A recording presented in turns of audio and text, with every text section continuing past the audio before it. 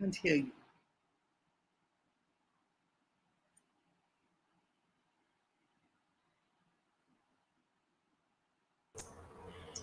Good morning, ladies and gentlemen.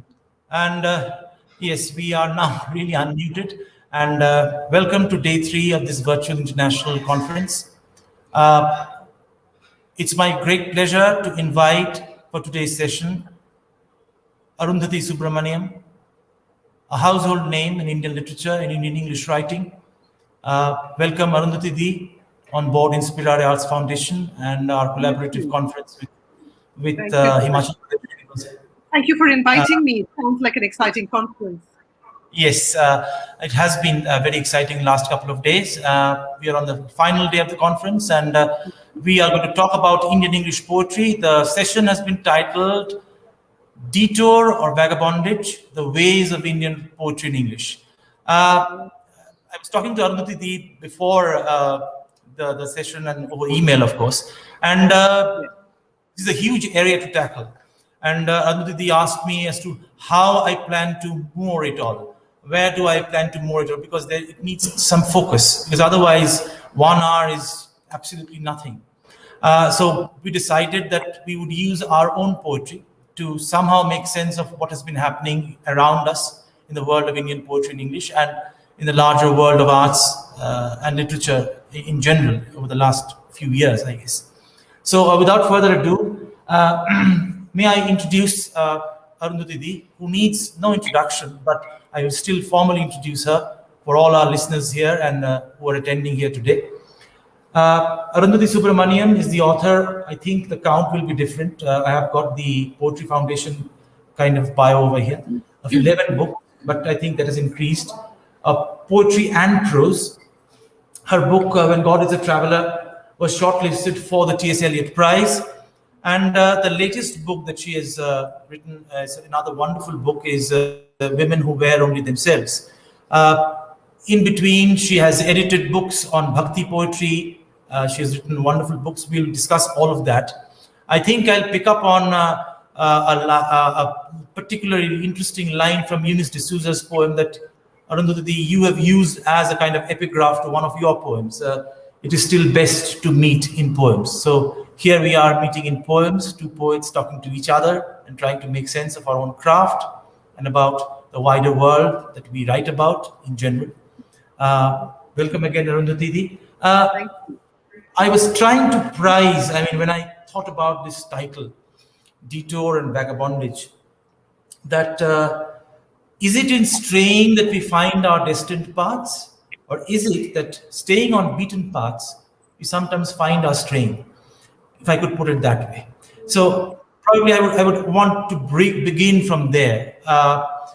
Simply because in the first instance, the straying that we are talking about has mystic, mythic, and perhaps even, you would appreciate, mendicant associations in some ways. Yes. So that is there. And of course, is a very fun feeling, a very modern feeling, where you feel the beaten track. But that is exactly, as in several of your poems, where you stray, where you find those little avenues that lead you out.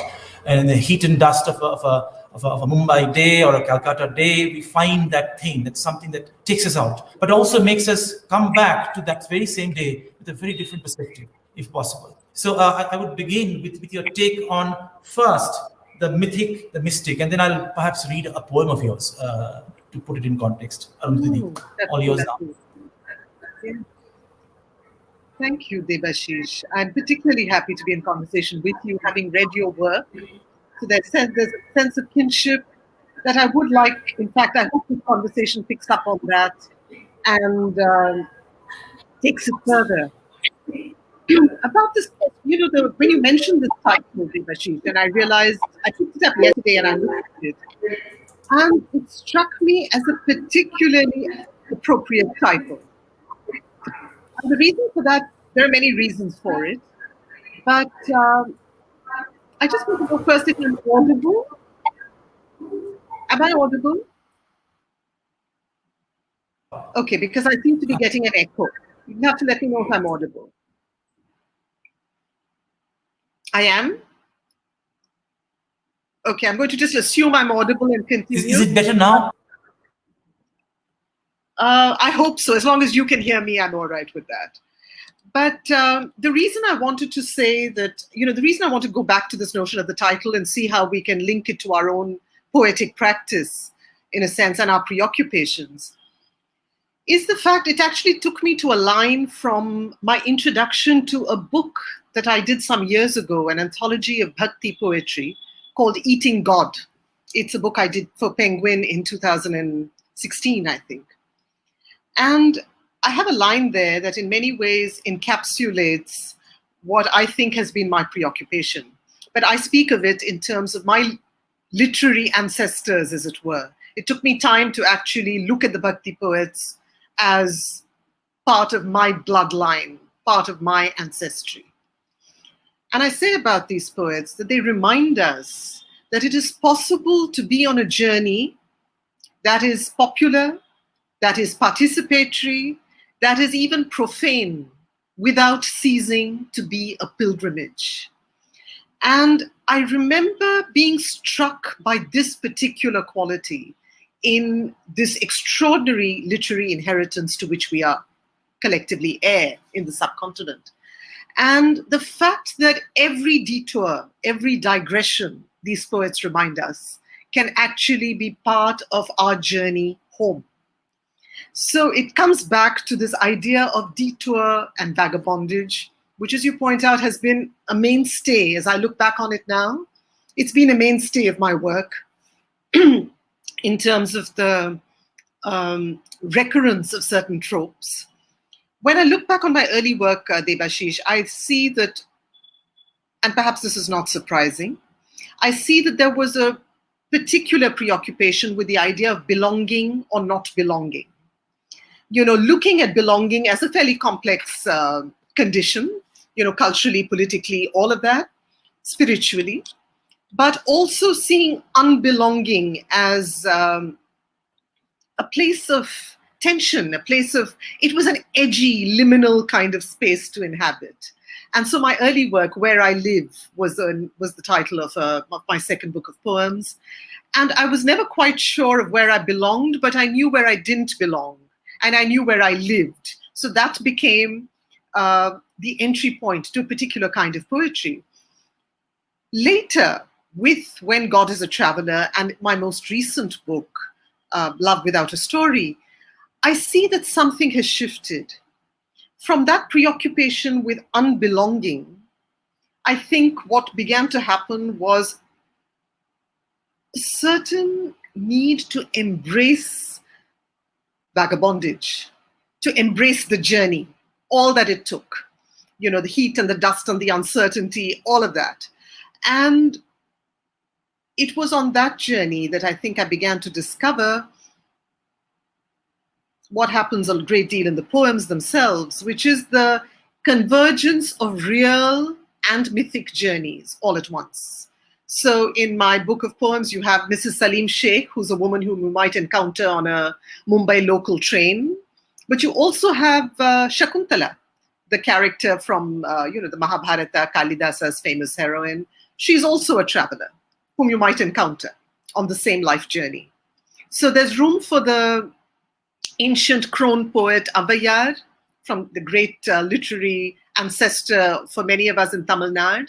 But there is also room for two lovers sitting together in this particular moment under a moonlit sky in a very, very contemporary moment in time in Delft, for instance. So I think what has begun to happen in the poetry in the past decade, I'd say, is this convergence of the real and the mythic, and the idea that the journey itself, and this is the shift that I think has happened from When God is a Traveler, which was published in 2016, and my most recent book, Love Without a Story.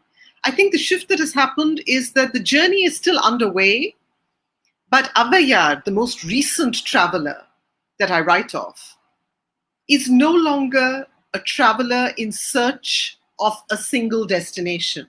She's no longer a traveler seeking a point or a purpose. She is content to sit at a campfire, warm her hands. She enjoys the crackle of laughter and argument and debate, and she's happy to move on. So I think a shift has happened in terms of the kind of traveler who preoccupies me as well. So this is just a small, perhaps an entry point into what I hope will unfold into a larger conversation. Thank you, Arundhati. I wanted to read just a few lines from your poem Leapfrog, from God is a Traveler, When God is a Traveler. Yeah. You use Sadhguru's line as an epigraph. Anyone who has sufficient language nurses ambitions of writing a scripture. And then you add, not scripture, no, but grant me the gasp of a bridged synapse, the lightning alignment of marrow, mind, and blood that allows words to spring. From the cusp of breath song, from a place radiant with bird flight and river green. Not the certainty of stone, but grant me the quiet logic of rain, of love, of the simple calendars of my childhood, of saints aureoled by overripe lemons. Now, the way in which you shift between the mythic, you do talk about, no, not scripture, but then again the scriptural, you capture that voice, that shape of sound perhaps, a little incantatory. You break up your verse a little bit to get that kind of a little staccato incantatory thing. And then again, the beautiful way in which you talk about how saints are aureoled by overripe lemons. We know about, there are many suggestions, of course, the way popular iconography paints our saints. But also, the idea that, everywhere where there is a bit of a worship going on, you put lemons and, chilies and all that sort of thing hanging around. So, wonderful local associations, very high scriptural kind of voice, everything mingled together, in this plebeian script, if I could put it that way. Poetry has this patrician element in it always, with its own nuance, its heraldic voice. And then again, I think the challenge for us poets is also to talk about the other side of things. How can you do this and that? How can it be poetry and also have this, sense of being derelict, sense of being out there, down and out and all that sort of thing. And how can it still have that high craft of poetry? So the balancing is a rather difficult thing indeed. And what challenges us the most, perhaps, in terms of experience, modern day experience. Mm-hmm. And I think you're absolutely right about that. I remember as a young girl, I think I was probably 11 or 12 when I first read The Love Song of J. Alfred Prufrock. And I didn't understand a word of T.S. Eliot at the time. But what I did know was that in this very exuberant way that I was in the presence of poetry. I wouldn't have been able to tell you why, but I know it had something to do with the fact that this was a poet who could talk of disturbing the universe. Do I dare disturb the universe is a line. But he could also say, do I dare to eat a peach? The ability to bring the universe and the peach into the same canvas. To me, I wouldn't have been able to articulate it at the time, but I think this was an aspiration. This was an aspiration because it seemed true to my own experience of life. And I later discovered this in the poetry of Arun Kolatkar, Debashish, since we're talking of other Indian poets as well. Especially in his Kala Ghoda poems, which is about this particular art district in Bombay. And he chooses not to talk about the posh visitors to this art district. He's talking about it's a very humble pageant of outcasts that he chooses to focus on. But there's a beautiful poem called Breakfast at Kala Ghoda, which is about this woman who brings breakfast to all these famished inhabitants of the street dwellers of Kala Ghoda. And there's a particular moment when he speaks of a breakfast of idlis, hot, steaming idlis, submerged in sambar. And there are two lines, one in which he speaks of those idlis, and in the very next line he speaks of how these very idlis bring the stars within our reach. Now, this ability to bring idlis and stars, again, like the universe and the peach, into the same canvas, again, is something that strikes me not just as, it's not just a sleight of hand, it's not just a poet being clever. It distills to my mind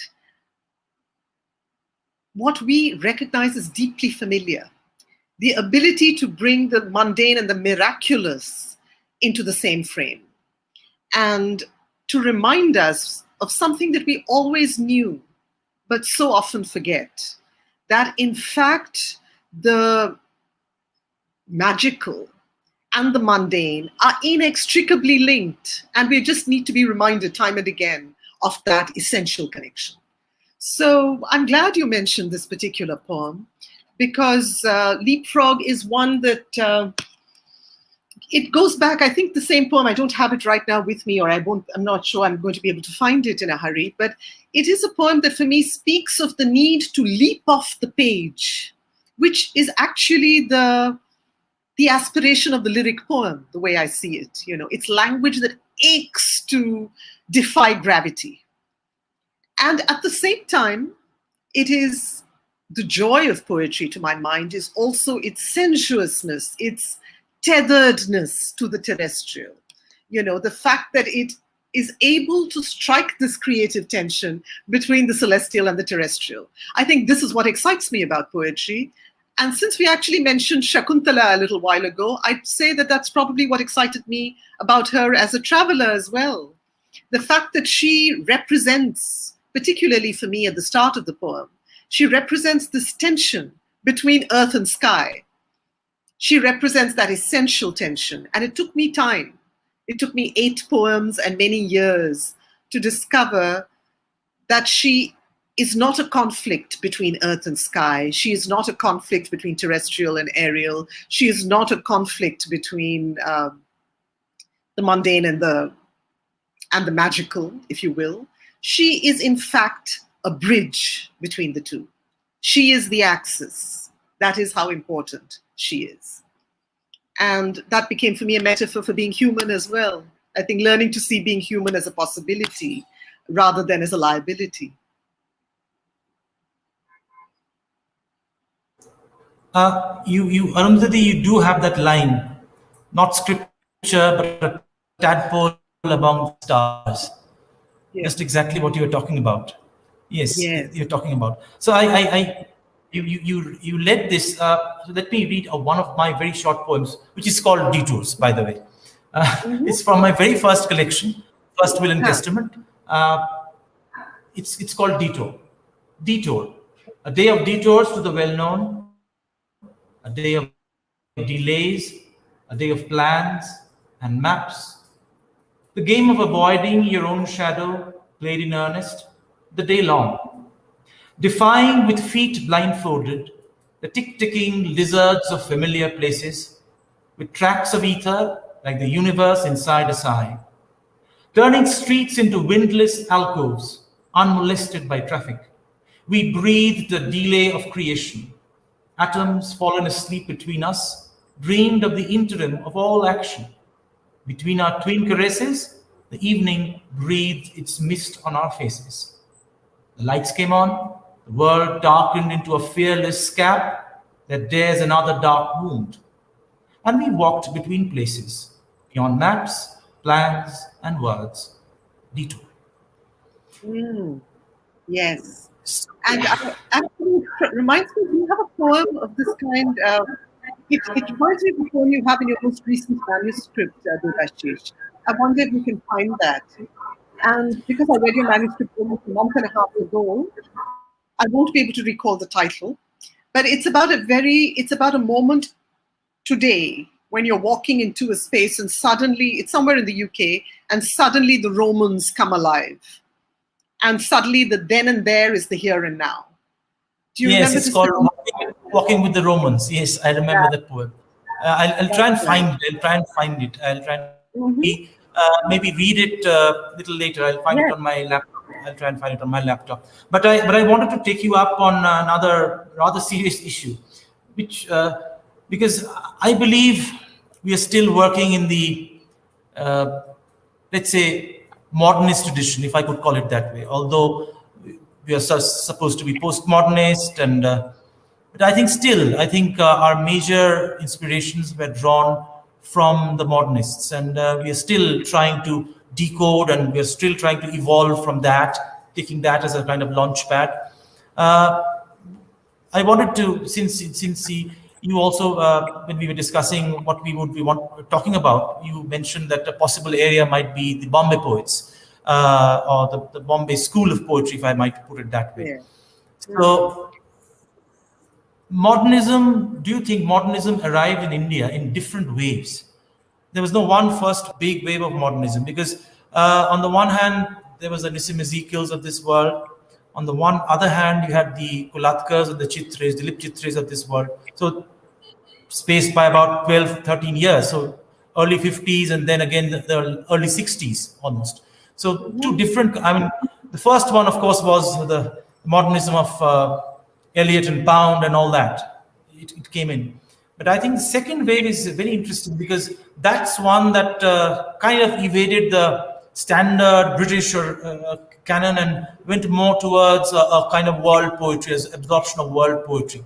Of course, the kind of Nerudas and the other voices, the Russian poets, perhaps a whole host of new voices. Where the French poets were coming in. So in a kind of a skirting around the British canon, because the standard kind of literary kind of diet that a poet whoever was supposed to be writing in India was supposed to grow up on. A lot of change happened, and then it allowed. Once this happened, the floodgates of other European influences opened up, and other South American influences opened up. It also opened up, showed poets, I think, the fact that why not also absorb Indian tradition. So again, I think there was a wonderful melange, if I could put it, of ideas, poetic ideas, flooding the poetic scene at that point, and Bombay being the crucible, perhaps, where it was all happening in the early 60s. So I think there's a case for this second wave actually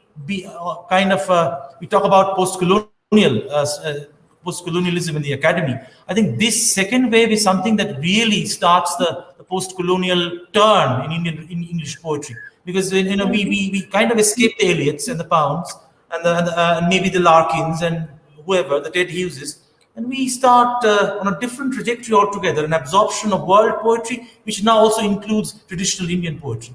So you absorb its rhythms, its structures, its voice, its particular way of saying things, its particular philosophical position of the subject, of the author of the subject. We can assume and we can use all of that, but still keep using the English language. It's an exciting world of poetry, I think. Yeah. So I think there are two waves. Would you agree with that? That there were two waves, and the second wave being more challenging and more enriching for us poets, in what we do even today. It's a good question, Debashish. I grew up, I'm going to start with my own, the way in which I accessed these poets and their work. Growing up as I did, I was born in 1967, to answer your question of a while ago, the one that we shared online. I was born in 1967. I did a lot of my growing up, as a young poet, excited about poetry, as a student of literature.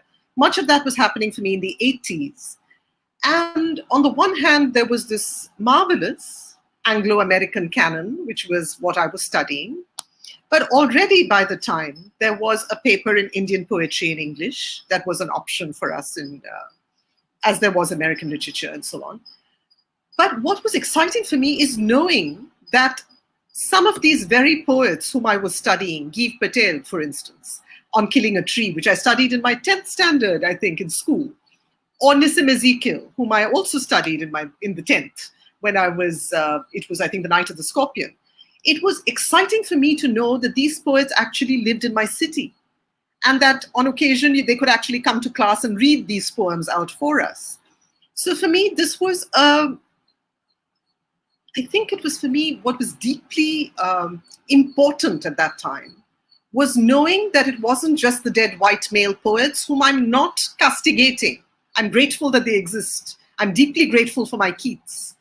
But it was important for me to know that there were poets who were not just fossilized and canonized and conveniently dead and buried, but that there were poets, living, breathing poets around me. This, I think, was a very important part of my education without my even being aware of it, knowing that there was an ecosystem of poets around me. And that nourished me in ways that I can't even begin to perhaps adequately describe. But knowing that Mumbai was this ferment of poets mattered. Later on, when I was in college, Eunice D'Souza was actually a professor for me. So there was a particular kind of heady excitement when someone like Eunice brought T.S. Eliot to life in class, for instance, and actually related it to what she had experienced as a young student and where she was now and the kind of poetic choices she was making. And subsequently, I was part of what was called the Poetry Circle, Debashish, in Mumbai, which was a bunch of young writers, all of us in our 20s, our late teens and 20s.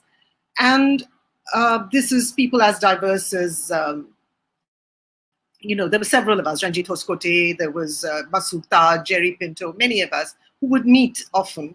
And we were in constant touch with many of the poets whom we saw as an integral part of our inheritance. Adil Jasawala, Geet Patel, Imtiaz Dharkar, Nissim most of all, Nissim who was a mentor.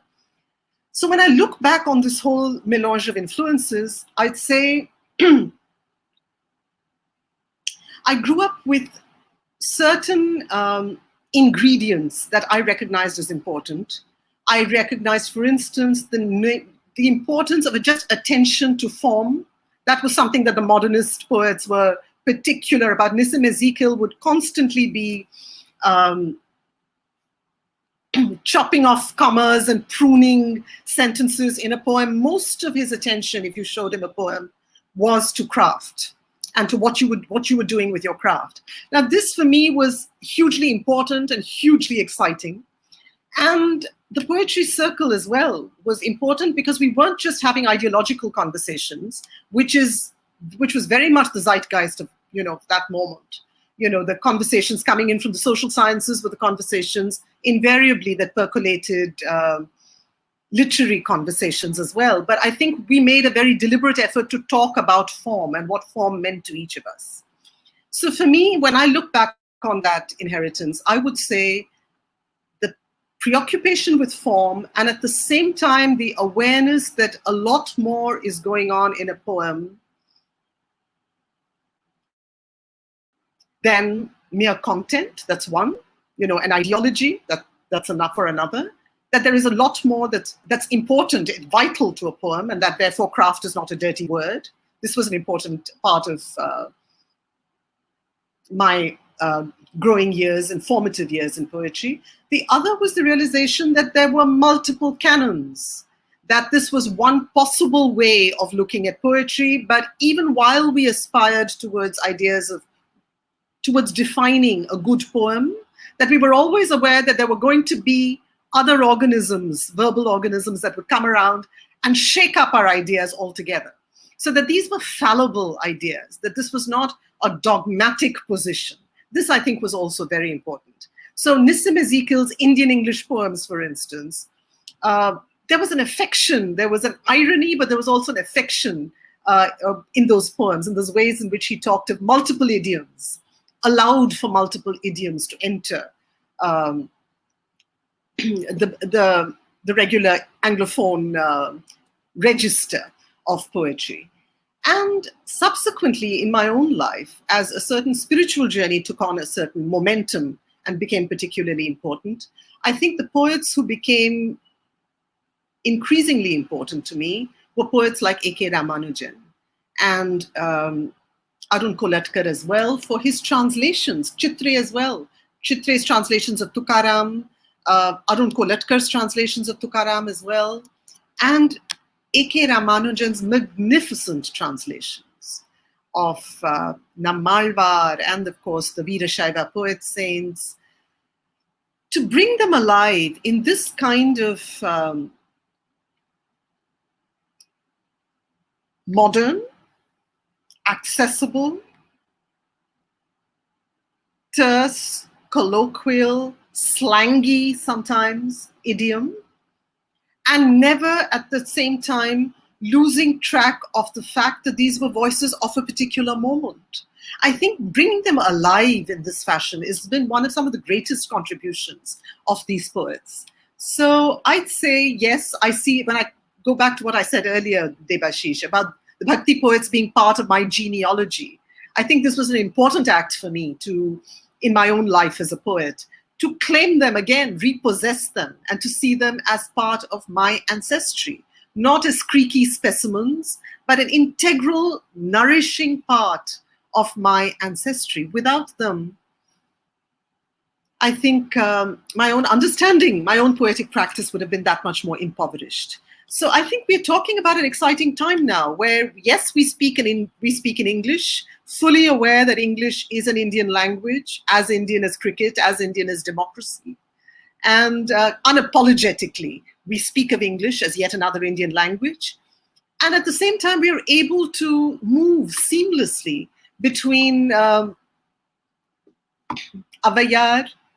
Nammalvar, Shakuntala, and T.S. Eliot, and Mickey Mouse magnets on the refrigerator door, and as you are, claiming the Romans for yourself. That ability to recognize deeply that the imagination has really ought not to have any fetters. I think this is an important deepening, and it will probably be a deepening realization that will go on until the end of our lives and for generations after. But it's an important direction, I think.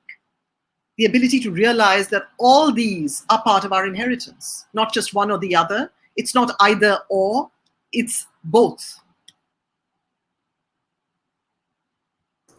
Yes, exactly. We could have another session just on the idea of democracy in India. I think, Arundhati, we might as well at this point. The point is that very interesting made over there. It brings us to the example of, I found the poem, but I'll read it later, because there's this, obviously, another question related to another city, my city now, Calcutta. And the fact that it's a very strange thing. You talked about growing up with this climate of poetry around you, with the fact, knowing the fact that these poets are of my city. And, it's a wonderful trigger in terms of inspiration, in terms of feeling this fact that I am a part of that legacy, a part of that tradition. So in Calcutta, sadly, when it comes to English poetry, we have lacked that. I mean, we have fantastic Bangla poets and post Rabindranath, we know that. But when it comes to English poetry, and for all the poets who are like me, for example, who are trying to write in English from Calcutta, there's always been a problem. I mean, this problem that we are working in a kind of a vacuum.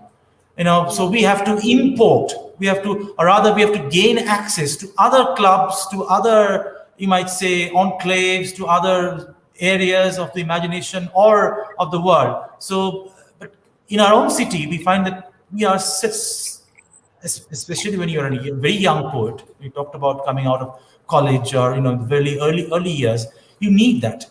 Maybe an elder poet inspiring you. Of course, I mean, it's a wonderful thing to have Mr. Ezekiel editing your poetry and giving you suggestions and on the craft of poetry and all that. We never had this in Calcutta. And my idea, where Mumbai or Bombay, as it was, I still like to call it Bombay. It is for some of us. Mumbai doesn't have that ring, I guess. But the thing is that what happened in Bombay never happened in Calcutta. It happened in terms of Bangla poetry. I mean, we had the Naxalite movement, we had the heady 60s, we had people like American poets and mystics coming over to Bengal and people like Shakti Chattopadhyay and Sunil Gangopadhyay, great figures in Bangla poetry, post-Rabindranath Bangla poetry. We had Jibanananda Das before, who carried on with the romantic strain that Rabindranath, but in a very modernist way, with a very modernist you might say, inflection, if I could put it that way. But in English, there was no studied movement or a poet who actually, because, I think this is all what to do. This is a very personal theory of mine. This is a personal idea of mine. That since Calcutta was at one point the capital of colonial British Empire in India. Of course, it was later shifted to Delhi, but before that it was Calcutta. And since Calcutta was so close to the British orthodoxies of rule because of the language, so language, and normally it would have been Calcutta. It should have been Calcutta that responded, came out with and became a leader in the new wave of Indian writing in English. But sadly, in terms of poetry at least, we have had novelists, but then again, they've also traveled. It's very, very interesting. I mean, Amit Chaudhary rather claims Mumbai, Bombay, as part of his childhood and legacy. It's not really Calcutta. Calcutta is kind of his second city, not his first city, he says. He came to Calcutta later. Amitav Ghosh and all the other writers who are writing, they're migrated. They're writing from very different locations. They're not very. Kunal Basu keeps coming and going. Kunal Basu is perhaps the only one among the fiction writers who still has this very strong tie with the city of Calcutta. But I'm talking about poets. There is no significant voice that we can look up to. I couldn't look up to. I was looking for up to the Bombay poets. I was looking up to Latkar. I was reading Jejuri when I was a very young man. So, the strange thing is that I think because of the official nature of the English language, because it was part of administration, part of the very formal education system, I think it never had that kind of freedom, that courage, that is put it, the bravado, the courage, the boldness to access, to absorb different cultures. It was so bound with British rule, even after independence. It took so many years. I don't know. Even today, we are more kind of, so maybe the Eliots and Pounds came, but never the Nerudas and the other poets, as a studied influence. So we never really had that. It's just a coincidence that we are doing. I mean, what we do is like a bit helter-skelter in Calcutta. I mean, there's no school, there's no idea, there's no, you might say, a lineage which you follow or which you want to build on. So it's all about a very personal, individual thing. You're pitching yourself into the unknown, a little bit of that. I have always felt that as a poet myself in Calcutta, especially with English poetry, that I'm pitching myself into the unknown. I don't have something to help me. So, I think, and perhaps the reason behind why Calcutta, being such an important and integral part of the British Empire, was left out of this second wave or this wave of Indian poetry in English properly, and why Mumbai became the heart and soul of it all, is probably due to this. And, I also have this, you might say, fantastic theory that Bombay was talked about in a way by Camoes in Osluziadis, in a way, as the Isle of Love. So probably the idea is that the islands, where probably the subject of what he would go on to fictionalize in his poems as the Isles of Love, where everybody comes and meets, the happy isles. It's kind of the Indian happy isles. So he kind of had that image of an Elysium over here. So probably it's right, quite right in a way, in a fantastic, it may sound, it's quite right in a way that Bombay became that crucible where all these cultures, where all these climes, where all these voices came and met and crystallized. I mean, the funny thing is that Bombay English poetry is so close to Marathi poets.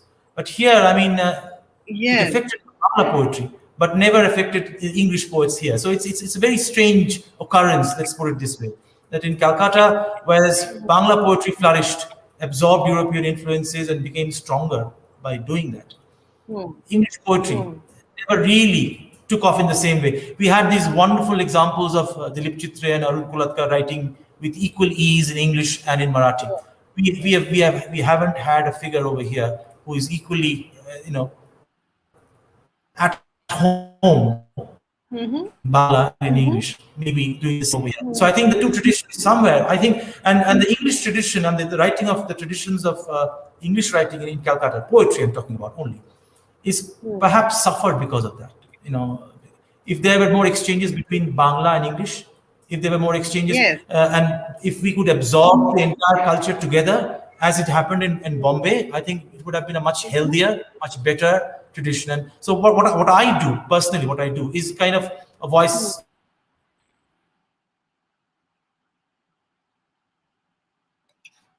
I'm sorry. Hello, Debashish, I've lost you.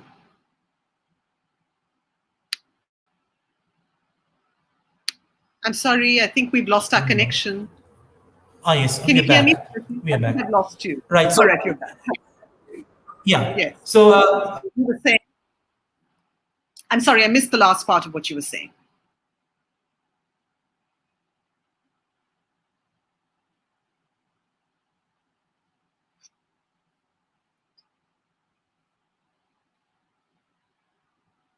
I don't know if we are still going. Are we all right? Can I be heard?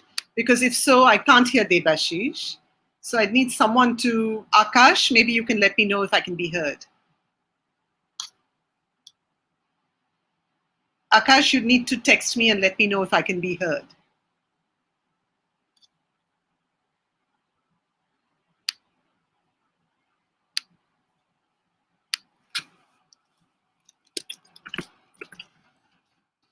Okay, so I'm going to just continue talking because I can't hear Debashish. So I'm going to just respond to what he said. And I just want to say that this idea of a legacy, I want to just add to that and say the idea of a legacy is not always an uncomplicated one. So it took me time, and I must say this to Debashish, and I hope he can hear me at some later point, that it took me time to see that this inheritance could actually offer me a sense of belonging. I think one doesn't grow up automatically with the sense of a lineage to which one is effortlessly heir. You have to negotiate that and actually find out who your ancestors truly are. So it took me time to do that. And I did not necessarily inhabit a particularly generous cultural or literary climate. It wasn't always generous. And these are conversations I often have with some of my contemporaries. So it could be an ungenerous and sometimes mean-spirited climate, but I think these are the three stages that one often goes through. Debashish, I've continued talking because I didn't want, if there were listeners, I didn't want them to be left in silence. But this is what I was saying in short, that a lineage has to actually be negotiated and reclaimed. So growing up in a context that had many other poets wasn't necessarily an easy context. It could be sometimes an ungenerous context. It wasn't always hospitable and welcoming and, oh, you're my descendant. It wasn't like that. Often one has to actively look and claim one's ancestors. They are not, you don't find them just by virtue of having been born to them or having been born to the same city, into the same city that they inhabit. So these were not always easy processes. It's in retrospect, looking back, that I realized that it was, I never call it a gharana, I never call it, it is for me an ecosystem. An ecosystem is one that you can argue with, that you can define yourself against, and which you gradually realize you can also acknowledge with gratitude. So it's a journey of reclamation.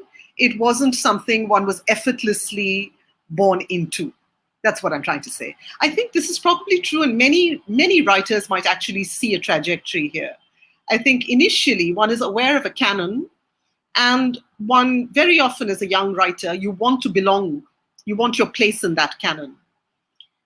Then comes a time when you're defining yourself, and frequently unbelonging, to go back to that earlier motif, unbelonging becomes important. You want to be different, you want to be edgy, you want to be liminal, you want to be different.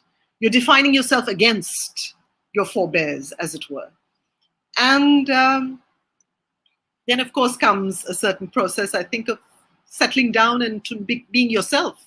So you're no longer really quarreling endlessly or talking endlessly to your to the canon.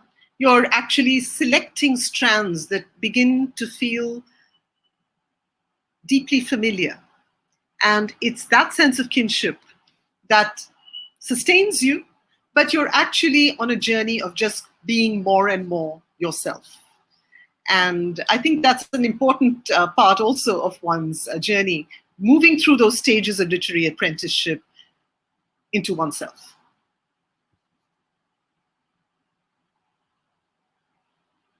Debashish, I'm not sure I can hear Yes, thank you, Arundhati.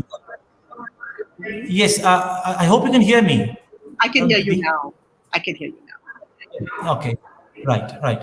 So that's a very interesting take and comment on what I suggested. It's quite wonderful that you elaborated so brilliantly on that point. I have now found that poem that you talked about, Walking with the Romans. I'll just read maybe Please. a couple of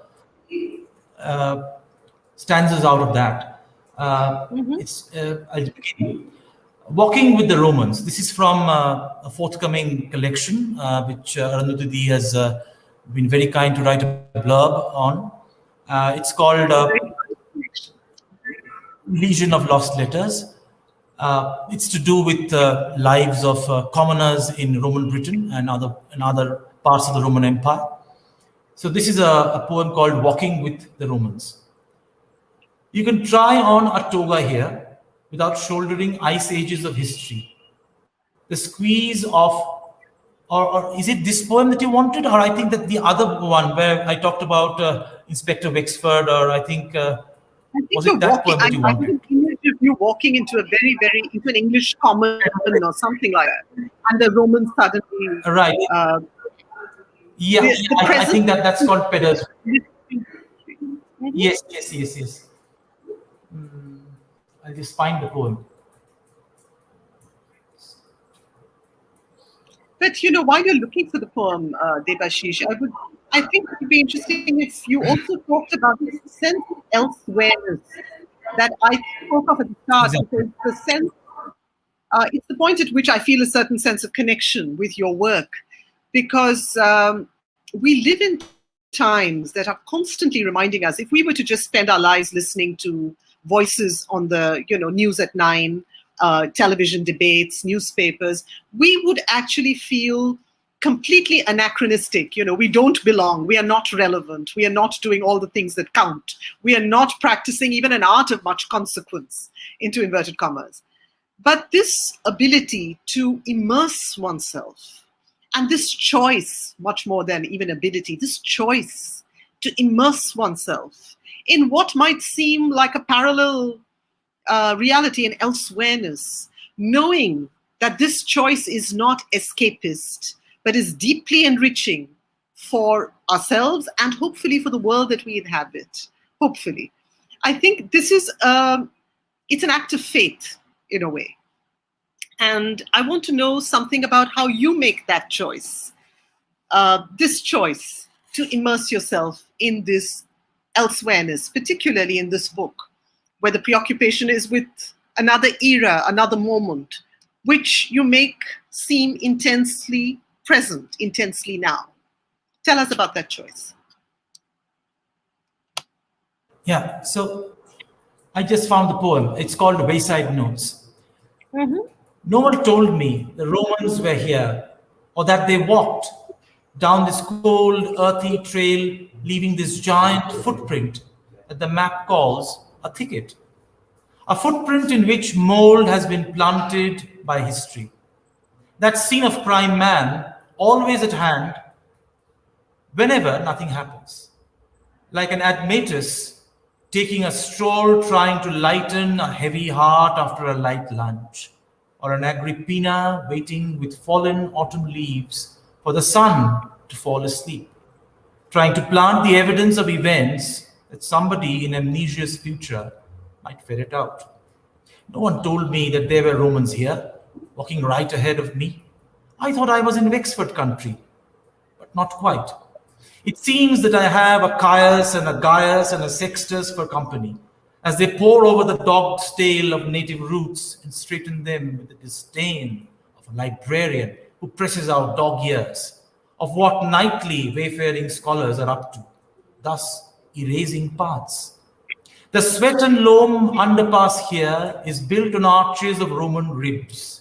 Gaius, Caius, and Sextus have engineered a strong foundation, just lying down for eternity on their femurs. The skylark slings its bell and recorder through some half-buried Roman skull, bruising the sky with its ricochet. Tall greenery spreads beneath like the sky's pain. The hiss of traffic is a proximity grown strange. Linnets have taken over Pedder's Way. The soldiers must have felt solitary too, finding oneself always ease. No more Romans. I'll have Wexford, please. Say that again. Say the last one Uh, again. no, no more Romans. I'll have Wexford, please. Yes. It's the reference to Inspector Wexford, because he Yes. hailed from that part of the country. Yes, yes, yes. So that was the little reference in that poem. Just wanted to come back to a very interesting poem that I read in your collection, which is called Lover Tongue. Sorry. So there, I'll just read the poem a little bit first. It's a love poem, but it's such a wonderful way. You're talking about Eliots and Pounds of this world, and we talk about the influence of the metaphysicals on their poetry. Well, Yes. this is metaphysical poetry at its height, because it's an entire love poem, but it's also about language. It's also about books. So it's a parallel poem. So you could be talking about a book, you could be talking about a poem, you could be talking about a lover. So it's a mutually transferable register of references. I just cannot kind of restrain myself from reading a few lines out of this poem. Lover Tongue. Mhm. Perhaps I will tire of your grammar, find myself yearning for the rumble of verb or the soft flesh of pure vowel on those mornings when I stumble over your landscape of unforgiving nouns. And it's possible I will whittle away the very ribcage in which I once sought sanctuary. Gnaw at the unbending sinew of ancestral norm, sulk, turn sophomoric, say fuck you, say cope up, just to disrupt your family symmetries, your patrician DNA. Maybe I will simply want something more one day than your bequest of semicolons, something more final, more silent. But even if I turn the page before you do, remember, I am as dog-eared, soiled, puzzled as you are, and as much in love. I couldn't Thank you. resist the Thank you. temptation of reading that. I couldn't resist the temptation of reading that. I haven't So, read that poem in a very long time. I haven't heard it either. So thank you.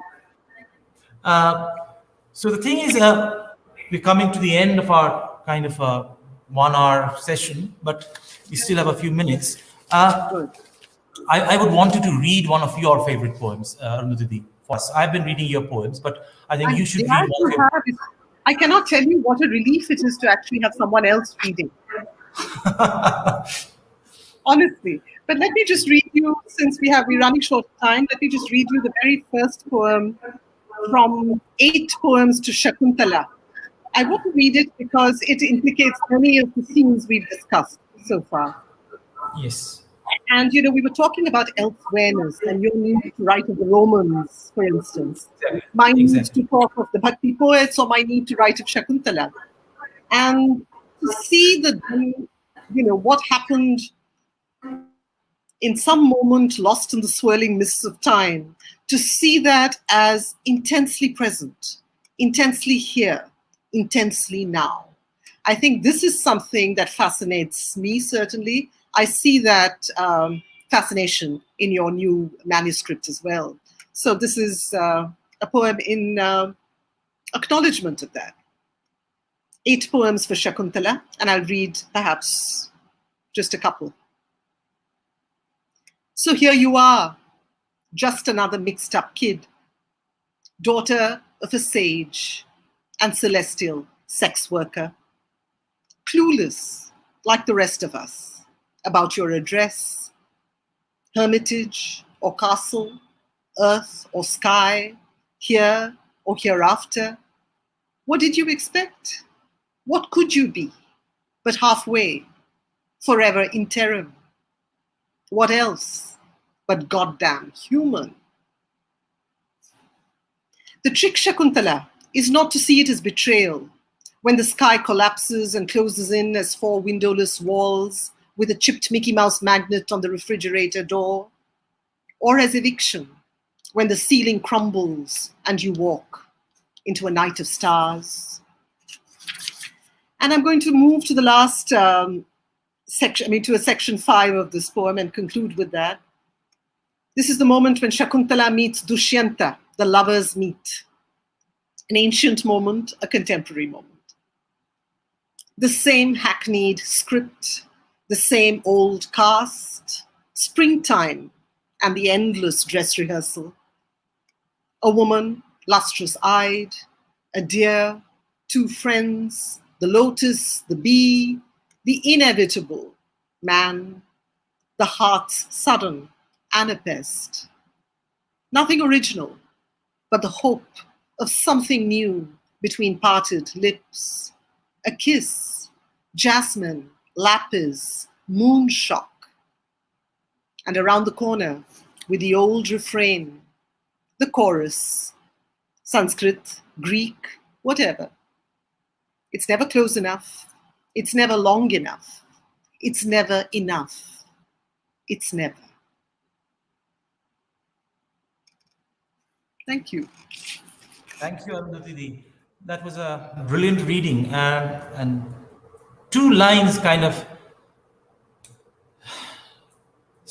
stand out, absolutely. The heart, sudden anapest. What a line, what a line, what a line indeed. And then jasmine, lapis, moonshock. Brilliant, absolutely brilliant lines. I mean, it's a privilege to read this poem and this entire set of 8 poems on Shakuntala that you've written, which is a part of your book, When God is a Traveler.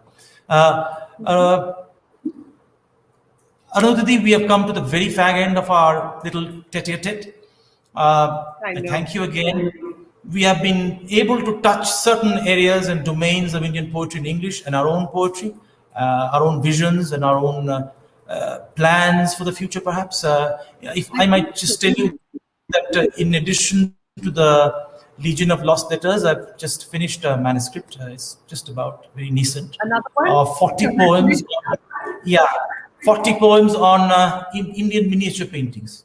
Just I see. Let's say, yes. I So painting certain. There are 15 paintings, and I have a triptych on each one of them. So, and then I have a few poems on Radha at the end. So a few each poems on Radha. So that's a collection. I've tentatively called it Tether That Light. Tentatively, Tether That Light.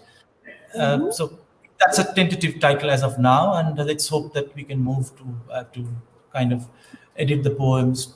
So it's just about written. So probably we'll move on with after I've finished, of course, Legion of Lost Letters. The book comes out, and we'll take it up there. So again, another different challenge for me because I'm insinuating different voices. I'm trying to get into. You talked about the poet's challenge of being in that world, So and one thing I've seen, whether in terms of academics or in terms of, I don't know if you have seen this. I think you have. That there's a notion in the West that us Indians, we should be writing about Indian subjects. I mean, for example, this foray into Roman history or British history or the Roman impact on British history. I've had some very strange opinions being voiced by people. I have a lot of good things to say. People have had a lot, but some very interesting comments. They said, "Why are you writing about why are you writing about Roman Britain? Why don't you write about something from the Vedas?" I said, "Is there? I mean, it's as much the fact that you can write about the Vedas and I can write about Roman Britain. So absolutely. I think we should have that freedom. If I can enter the world, if I can honor the particular parlance and particular cultures that it imposed on the tongue of the poet, if I can carry that, what harm can it do? What harm? Because we talk about this post-colonial world. So I would like a comment from you on this. No, I completely agree. I have a particularly savage poem that I wrote many years ago, Debashish. It was in my book of 2005, Where I Live. I have a poem called To the Welsh Critic Who Doesn't Find Me Identifiably Indian. And it's one rant of a poem against all these formulae, blueprints, recipes for cultural authenticity that we're being given all the time. And it's overseas cultural commentators as well as those right here. There's a whole brigade within our very country that we also have to contend with. I think the understanding is, again, a somewhat unfortunate jingoistic understanding that we are just mute victims of cultural imperialism. But I think what projects like yours, and I think all of us who would want our imaginations to travel in an unfettered way wherever they please, wherever they are inclined to go, I think what we are saying is that we can be dynamic, critical collaborators with our heritage. We are not just passive beneficiaries of it. And one of the things I've always learned from, and I've loved about my Bhakti poets, whom I'll return to at the very close of this, is to say that they remind me that it is possible to quarrel with God and never stop loving him. You know, the fact that one can be critical and celebratory at the same time, this is the kind of complex truth that a poem can embody. One can speak of the Romans, taste alien flavors on the tongue and make them one's own. I think that is the freedom of the writer, and must always remain the freedom of the creative writer. Thank you and we have to end on that note, but thank you so much, Arundhati, for coming on board our session of supporting our international virtual conference over here. And I look forward to many more conversations with you in the future, and of course, reading each other's poetry. Thank you so much, Arundhati, for joining us. Thank you, Dev. It's been a pleasure.